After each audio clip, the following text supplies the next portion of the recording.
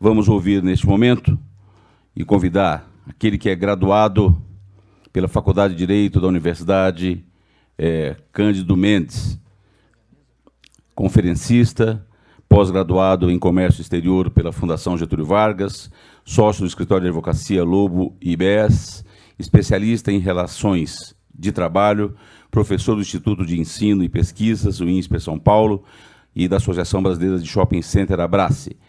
Vamos falar sobre reforma trabalhista com o professor Sérgio Vieira Miranda da Silva.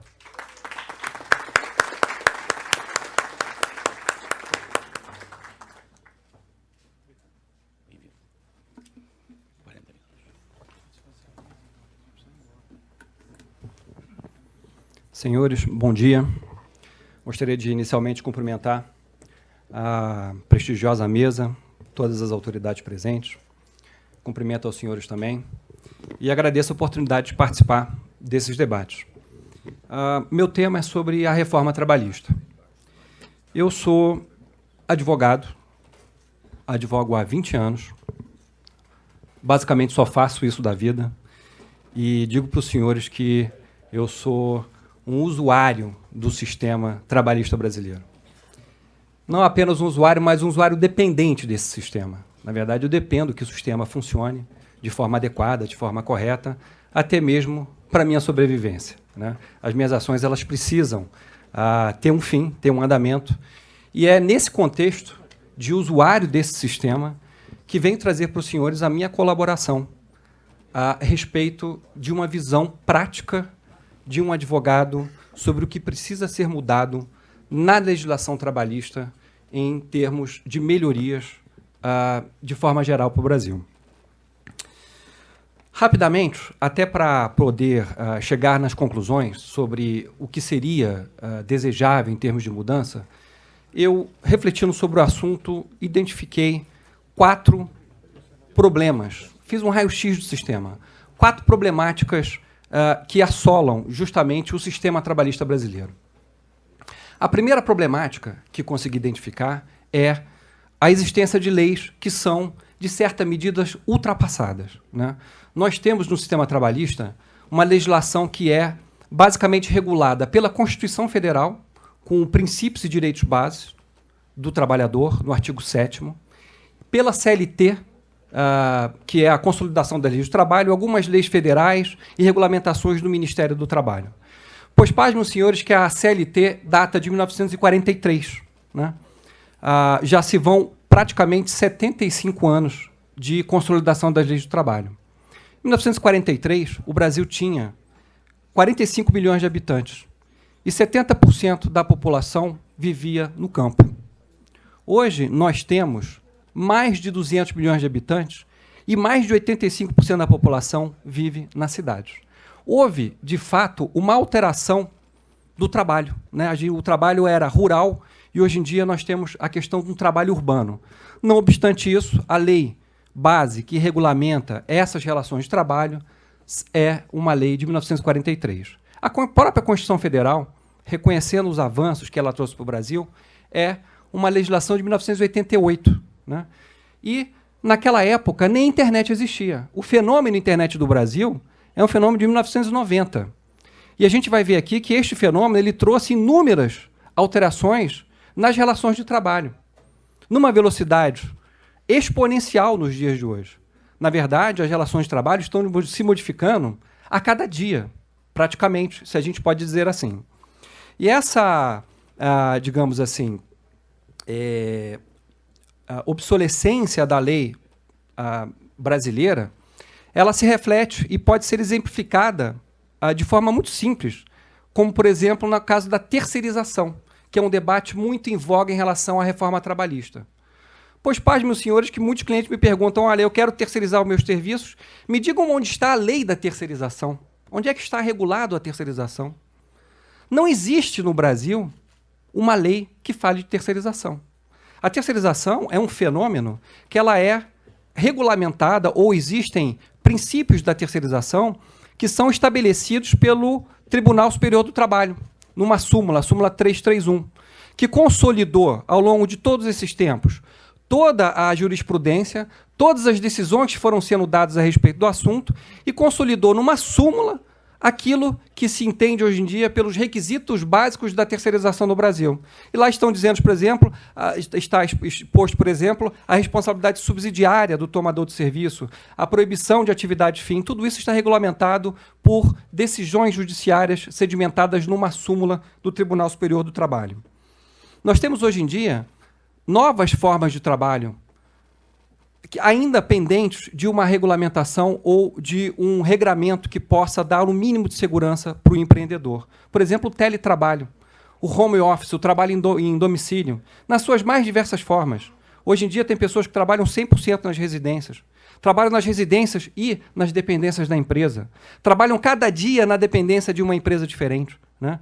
E a nossa legislação ela não é capaz de regulamentar ou de dar uma segurança em relação a quais são as formas de regramento desse tipo de relacionamento, como controlar, por exemplo, uma jornada desse trabalhador, né, de uma forma eficiente.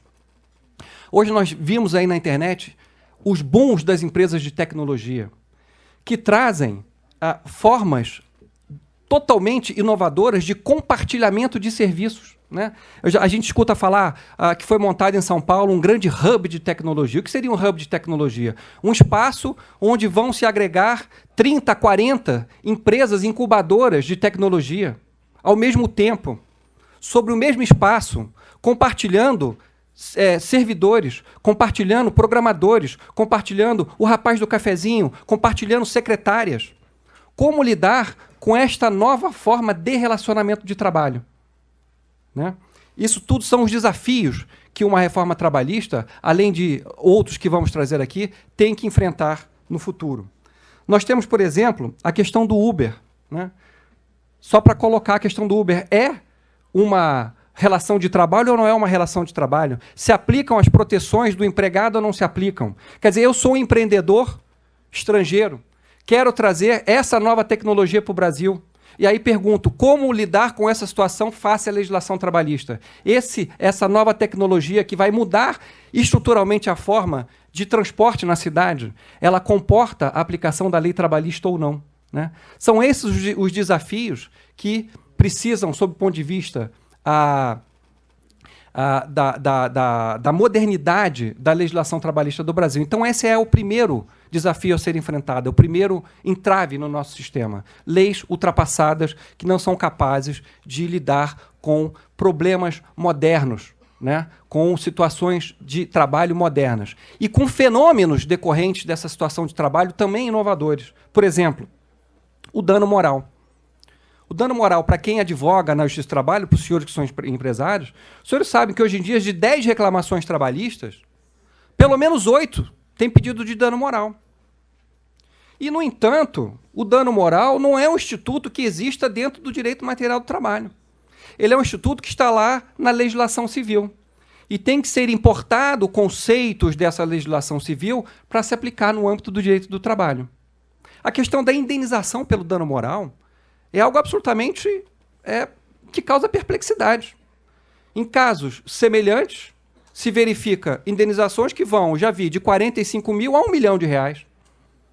Em casos que são absolutamente semelhantes do ponto de vista de direito material. Então, também, esses efeitos dessas novas relações de trabalho, eles precisam ser, de uma certa maneira, normativizados através do que seria uma reforma trabalhista. O primeiro problema é esse. Qual é o segundo problema do nosso sistema trabalhista? Ainda existem lacunas a serem preenchidas. A Constituição Federal de 88, quando ela estabeleceu todos os direitos sociais, ela delegou para a regulamentação, através de lei ordinária, de determinadas matérias. E essas leis, passados praticamente 30 anos da Constituição, ainda não foram editadas pelo Congresso Nacional. Alguns exemplos. Artigo 7º da Constituição, inciso 23, estabelece o adicional de remuneração para atividades penosas. Essa lei, conforme vier a ser prevista em lei, na forma da lei, essa lei não existe ainda. Mas pasmem os senhores que não é incomum se encontrar decisões do Poder Judiciário Trabalhista deferindo adicional de salubridade por penosidade.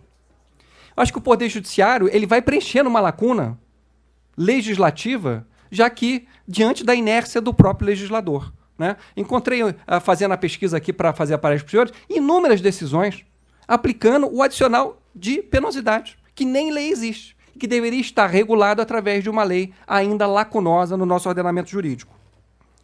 Um outro dispositivo que aparentemente parece sem relevância, mas eu acho que ele é crucial, e parece até que o legislador de 88 ele foi um visionário ao estabelecer isso na Constituição. Diz o seguinte, artigo 27, artigo 7º, inciso 27. Proteção em face da automação na forma da lei. Proteção em face da automação. Olha, a automação, e naquele tempo eu acho que se pensava numa automação mais mecânica, mas a gente vê hoje em dia que a automação, além de mecânica, é uma automação informatizada, da própria informática, ela vem mudando radicalmente todo o sistema de trabalho. A automação, ela vai, e não se enganem, eliminar inúmeras profissões. Algumas das profissões estão absolutamente com os dias contados através da automação. E a Constituição prevê que tem que legislar esse assunto, saber o que fazer em relação a isso.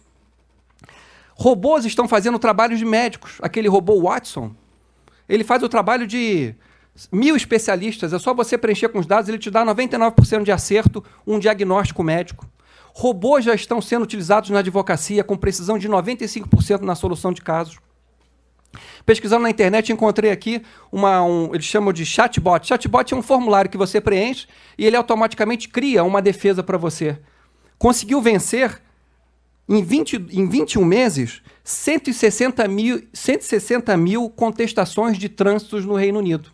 As pessoas receberam multas, preencheram um formulário, o robô gerou uma defesa que fez com que elas fossem vitoriosas em 161 mil contestações de trânsito. Quer dizer, a automatização ela vai mudar a forma de relacionamento, encerrando com profissões, reduzindo, criando novas profissões. Né? Como lidar com isso através da reforma trabalhista? Né? Quais seriam os melhores mecanismos para lidar com isso? Está lacunoso esse sistema, esse tema no nosso sistema de ordenamento jurídico.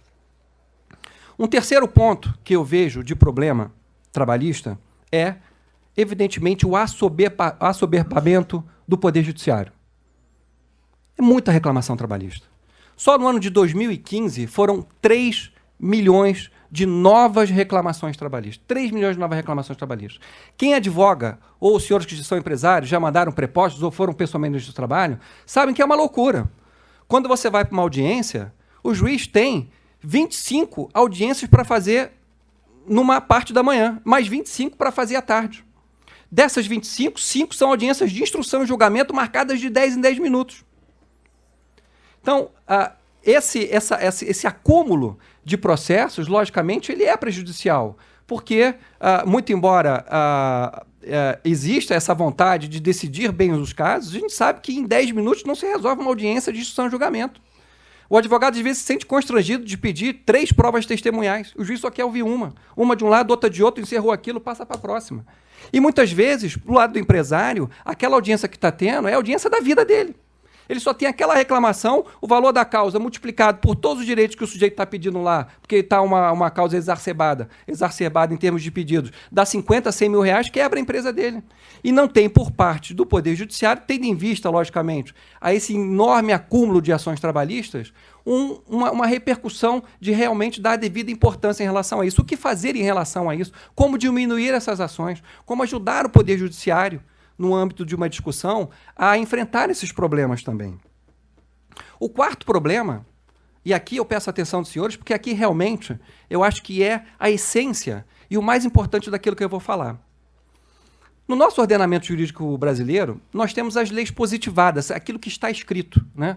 Aquilo que se os senhores empresários querem começar um negócio, vocês podem ler lá. Na Constituição Federal, quais são os direitos dos empregados? Na CLT, quais são os direitos dos empregados? Aquilo está escrito.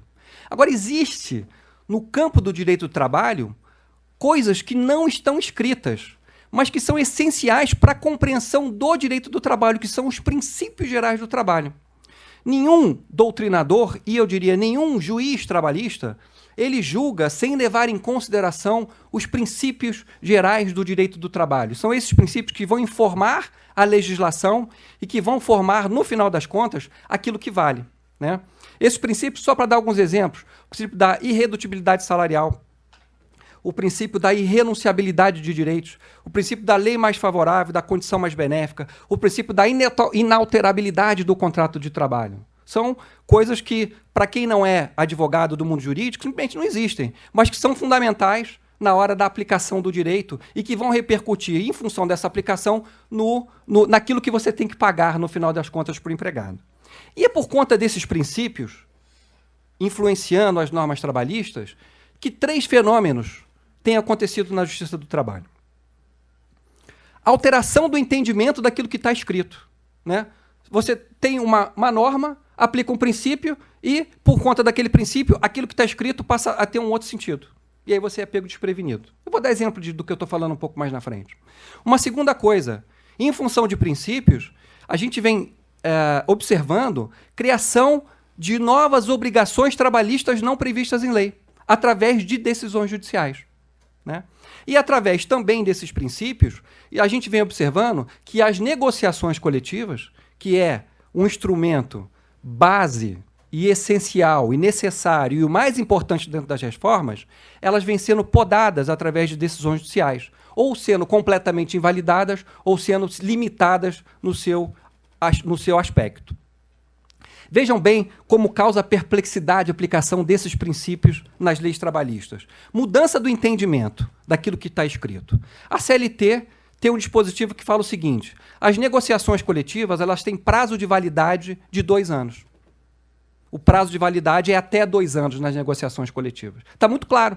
Se alguém negociar, através de negociação coletiva, que quando você confere um benefício através desse instrumento negocial, daqui a 2 anos, se você não renovar, aquilo cai, né? Isso até possibilita que você ofereça mais para o empregado numa negociação coletiva, sabendo que você tem um prazo para a concessão daquele benefício. E você se programa para que seja desta forma. Aliás, tinha uma súmula do TST que reafirmava exatamente isso. Essa súmula dizia que as condições de trabalho alcançadas por força da Convenção dos Acordos Coletivos vigoram no prazo assinado no documento. Então, não poderia ultrapassar este prazo assinado no documento.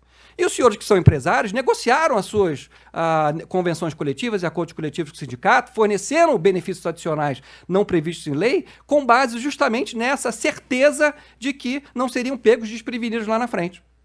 Pois em 2014... aquela súmula 277 do TST foi alterada na sua redação. E passou a dizer o seguinte: as cláusulas normativas dos acordos e convenções integram os contratos de trabalho e somente podem ser modificadas ou suprimidas mediante negociação coletiva do trabalho posterior. O que quis dizer o TST com isso? Numa alteração de entendimento para esta regra específica. Ele deu uma chamada ultratividade das convenções coletivas, dizendo o seguinte: se você negociou e está lá dentro, você só pode tirar se você negociar para tirar expressamente uma nova convenção coletiva dizendo que não tem mais. E vale para agora e vale para aquilo que está negociado. Quer dizer, se o julgador for julgar agora, ele vai pegar caso de 4, 5, 3 anos atrás e vai aplicar essa súmula. E o empresário que tinha negociado achando que não ia precisar mais em 2 anos, acabou se vendo diante desse problemaço de ter convenções coletivas com benefícios que não poderiam mais ser tirados. E vai tirar um benefício de uma convenção coletiva, qualquer que seja, incluir ou tirar, é super difícil. Passa a ser um paradigma, não pode mais abaixar o valor do vale-transporte, não pode mais deixar de dar o seguro-desemprego, vão partir daqui para cima.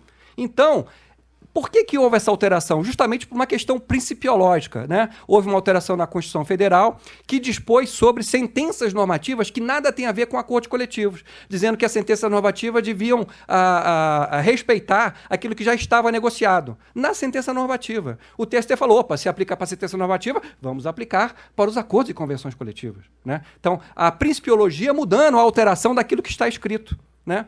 Isso é algo que realmente causa perplexidade. Criação de novos direitos pelo Poder Judiciário. Parece que o Poder Judiciário ele vai se aproveitando do vácuo legislativo e vai criando novas obrigações não previstas em lei. Vou dar alguns exemplos pelos senhores. Alguns desses exemplos estão sumulados pelo TST, né? Estão sumulados ou fazem parte de precedentes da mais alta corte trabalhista do país.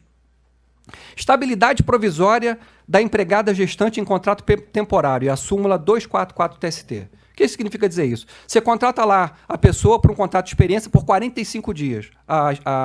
A mulher engravida e aí ela passa a ter uma estabilidade que vai ultrapassar até 5 meses depois do parto. O que era para ser 45 dias, você acaba tendo que suportar até 5 meses depois do parto. Sem levar em consideração aqui, eu não estou aqui fazendo abstração ao direito da mulher nem nada, mas é um direito que não está previsto na lei. É isso que a gente está debatendo aqui. Não existe lei que diga que a estabilidade do gestante abranja também os contratos a prazo determinado.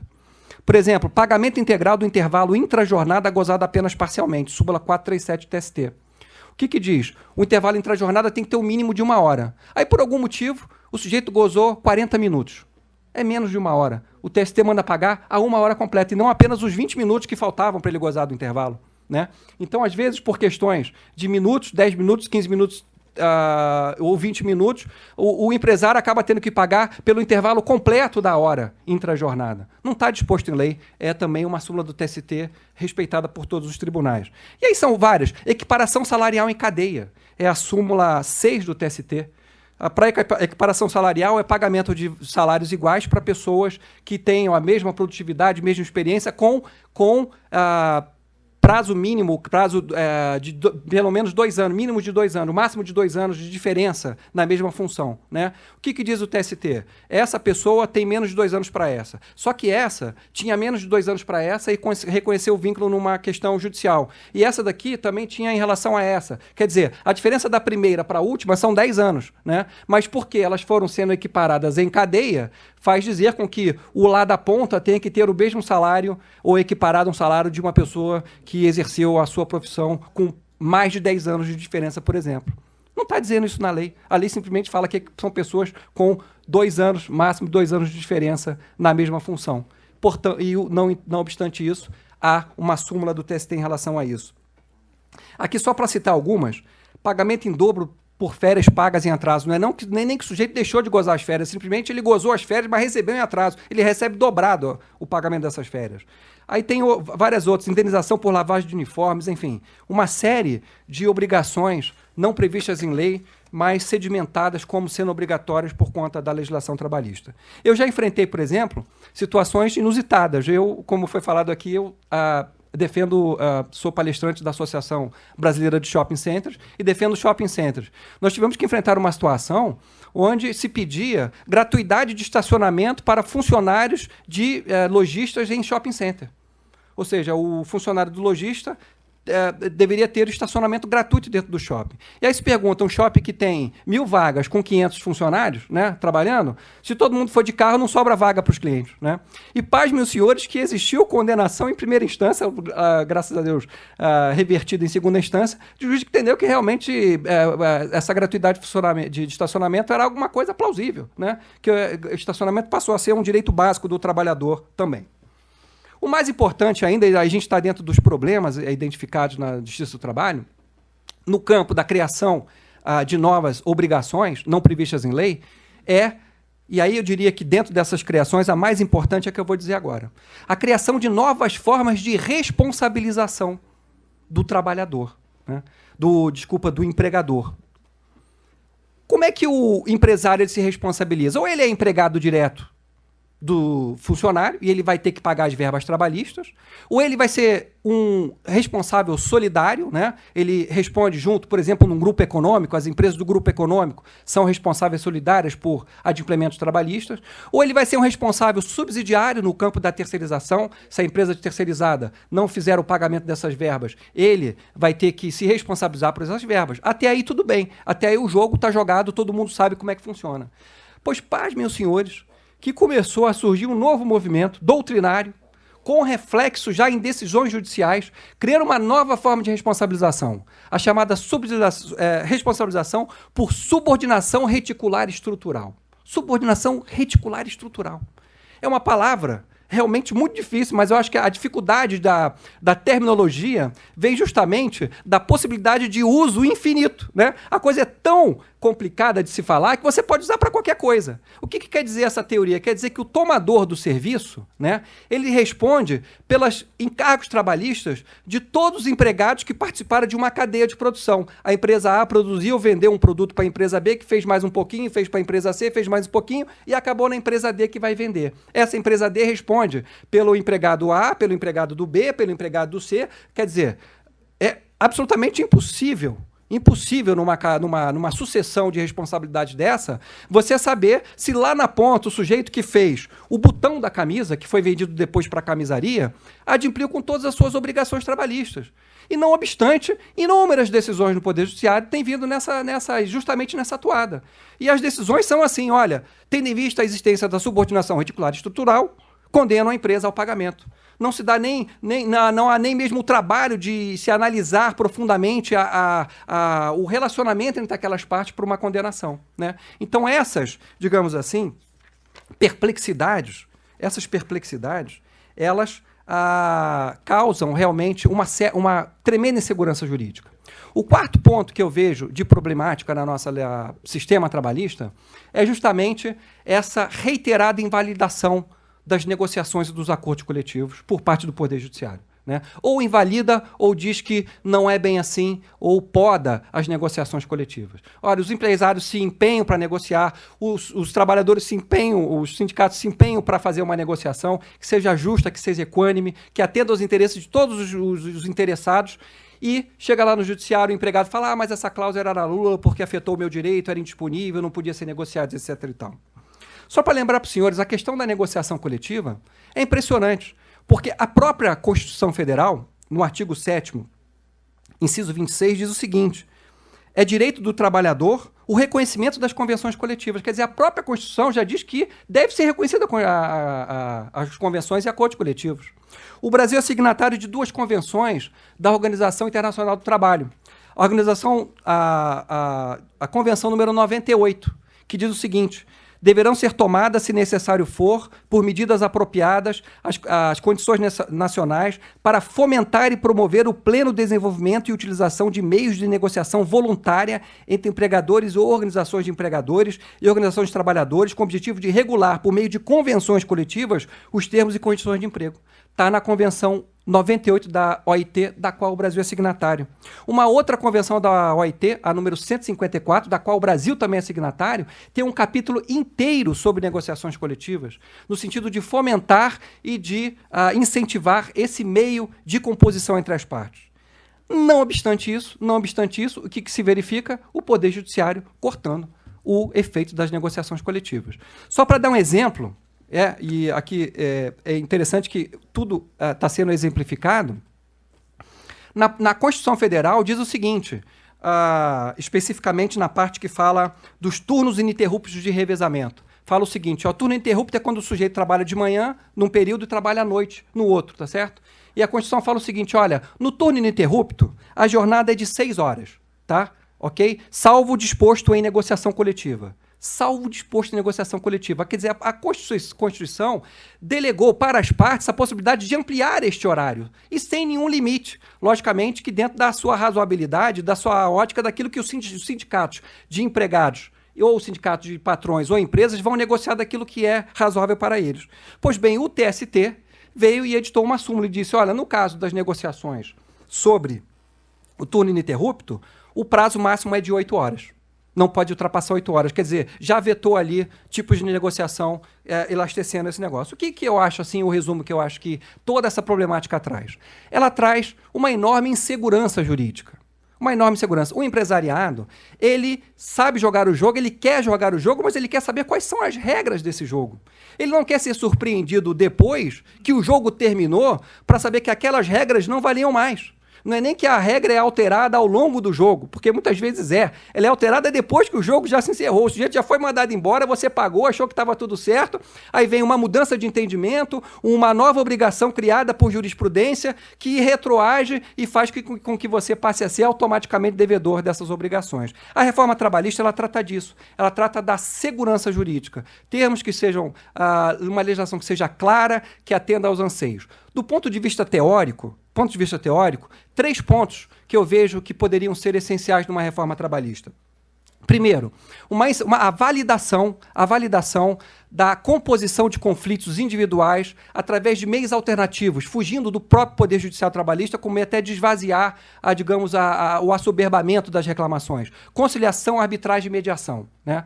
Nós tivemos uma proposta legislativa que foi as comissões de conciliação prévia, que eram criadas no âmbito dos sindicatos. Eu, quando comecei a advogar, faz uns 15 anos mais ou menos, um pouco depois que eu comecei a advogar, fui muitas vezes para as comissões de conciliação prévia com muito sucesso, fiz muitos acordos nessas comissões de conciliação prévia. Pois o Poder Judiciário Trabalhista, né, sedimentou uma jurisprudência de que essa etapa deixou de ser obrigatória. Quer dizer, o sujeito ele pode pular isso e vai direto para o judiciário. Hoje em dia, ninguém vai mais para a comissão de conciliação prévia, tentar com uma composição, né? Então, essas formas alternativas devem ser incentivadas e, de alguma forma, deveriam fazer parte desse nosso sistema. 2, e aí é o básico, é o empoderamento das negociações coletivas. Eu acho que só através da negociação coletiva é que a gente pode lidar com toda a problemática da nossa situação. Não se está aqui a exigir que se eliminem direitos básicos dos trabalhadores, não, eles vão ter os seus direitos básicos, mas uma grande parcela daquilo que é específico para aquela profissão, específico daquela categoria, específico da situação econômica do próprio empresário, deverão ou deveriam ser estabelecidos através das negociações coletivas. A gente escuta dizer, mas o sindicato é fraco, o sindicato não está preparado para isso, o sindicato de empregados. Como o sindicato não está preparado para isso? Quem já foi para uma rodada de negociação sindical, o sindicato chega lá com 4, 5 assessores jurídicos, chega com 4, 5 assessores econômicos, mais até do que os próprios empresários, tá certo? Os sindicatos fecharam no ano passado, ou no ano de 2015, que é a última que foi feita, com 50 mil negociações coletivas. Como os sindicatos que fazem 50 mil negociações coletivas não vão poder, de forma diligente, representar os seus trabalhadores nessas negociações que se propõem sejam feitas agora no âmbito da reforma trabalhista? Logicamente que eles estão preparados para isso. Não é o empregado abrindo mão dos seus direitos, é o sindicato negociando em favor dos seus empregados, algo que seja justo e que possa contrabalançar e equilibrar esse sistema de forças entre capital e trabalho no Brasil. E só as negociações é que vão poder lidar com esses sistemas. Isso no plano abstrato. No plano concreto, e já para terminar aqui a minha palestra, as reformas se fazem através das leis, né? E a gente tem que estudar aquilo que é possível, né? Nem sempre aquilo que é excelente, que a gente desejaria, é possível no país. O que nós temos hoje em dia nas nossas casas legislativas, em termos de propostas que visem a mudar a legislação trabalhista? Trago para os senhores alguns temas. Por exemplo, no âmbito da terceirização, nós temos o PL 4330 de 2004, tá? Que ele foi aprovado na Câmara dos Deputados, foi enviado para análise do Senado Federal, né? No Senado ele virou o PLC 30, né? E ele trata justamente da terceirização, aquilo, como eu disse para os senhores, é um instituto que emprega 24% da força de mão de obra do país, contudo, sem nenhuma legislação a respeito do assunto. Esse PLC, número 30, ele permite a terceirização da atividade fim, né? E a gente escuta aí nos debates dos jornais, as centrais sindicais e o lado do trabalho vai acabar com o emprego no Brasil porque vai permitir a atividade fim. Mas, se forem olhar detidamente a análise da lei, ela traz uma série de contrapartidas que justamente equilibram esse jogo de força, como, por exemplo, garantias de condição de higiene, salubridade e segurança nas empresas. Elas trazem, por exemplo, quando o trabalho é prestado nas dependências da empresa, tem que se estender aos trabalhadores terceirizados, alimentação, transporte, serviços de ambulatório médico. estabelece, por exemplo, que mesmo na caso de terceirização, quando presentes os elementos do vínculo empregatício, subordinação, onerosidade, pessoalidade, não eventualidade, deve ser formado um vínculo direto com a tomadora de serviços, né? Estabelece uma responsabilidade solidária do tomador de serviço com relação a essa prestação de serviços, né? Com um dever intrínseco e expresso de fiscalização dessas obrigações por parte do cumprimento das obrigações por parte dos trabalhadores, né? Então a gente tem também que defender o nosso lado. É bom terceirizar a atividade fim, e não é isso que estão dizendo que vai acabar com o emprego, não. A lei realmente ela traz esse sistema de pesos e contrapesos, né? Nós temos também um projeto de lei, que é o 4.320 de 98, que é um projeto que já foi aprovado na Câmara, já foi aprovado no Senado e agora voltou para a Câmara, dependendo de alguns ajustes para aprovação, que também vai nesta linha de terceirização da atividade fim. Aqui, no caso, ela estabelece uma responsabilidade subsidiária do tomador de serviço, em linha com o que vinha sendo previsto pela súmula 331 do TST. Enfim, qualquer dessas propostas, se aprovadas, elas atendem, digamos assim, a um equilíbrio e justamente uma normatização da terceirização no Brasil. Tá? Nós temos agora, só para terminar, a dizer para vocês a respeito dessa mini-reforma trabalhista enviada pelo governo ao Congresso Nacional, mais especificamente está em tramitação na Câmara dos Deputados. O que diz essa mini-reforma trabalhista? Ela vem justamente de encontro a tudo aquilo que eu expliquei para vocês do que seriam as soluções dentro do direito do trabalho. Passa por alguns temas, como, por exemplo, uma penalidade maior em caso de trabalhador sem registro em carteira, a multa vai ser de 6 mil. Mexe em algumas questões, como, por exemplo, a extensão do regime de tempo parcial, que vai passar de 25 horas semanais para 30 horas semanais. E naquilo que é mais relevante, como se fosse preciso, mas preciso já uma vez que a nossa legislação não está dando conta disso, diz o seguinte, olha, passa a ter força de lei os acordos e convenções coletivas que versarem sobre os seguintes temas, né? Já deveriam ter força de lei, mas como não está tendo, eles novamente falam, passa a ter força de lei os acordos e convenções que versarem sobre os seguintes temas. E aí lista 13 temas que, digamos assim, as partes terão uma maior flexibilidade de negociação. Os mais importantes seriam parcelamento das férias em 3 vezes, em 3 períodos, questões atinentes à jornada de trabalho, cumprimento da jornada de trabalho poderá ser negociado em acordo de convenção coletiva, o próprio intervalo intra-jornada podendo ser inferior a 1 hora, desde que não seja com um intervalo mínimo de 30 minutos, a questão do trabalho remoto poderá ser disciplinada também através disso, a ultratividade das convenções coletivas vai passar a existir apenas se as partes assim dispuserem instrumento e não de forma automática como vinha decidindo o TST, o registro, a forma de registro de jornada de trabalho, enfim, são 13 temas de realmente essenciais e que, através dessa mini-reforma encaminhada ao Congresso, tendem que sejam negociadas através de acordo coletivo com força de lei. E expressamente uma disposição muito peculiar, dizendo que o intervencionismo da Justiça do Trabalho nesses acordos deverá ser de forma mínima, como se dizendo, olha, deixa as partes negociarem e intervém o mínimo possível em relação a isso, porque, de fato, através dessas negociações, as partes bem representadas poderão chegar a um equilíbrio necessário entre capital e trabalho. E para terminar, apenas para que não deixe os senhores alertados a respeito daquela ultratividade da convenção coletiva, o assunto, na verdade, foi parar no Supremo Tribunal Federal, tá certo?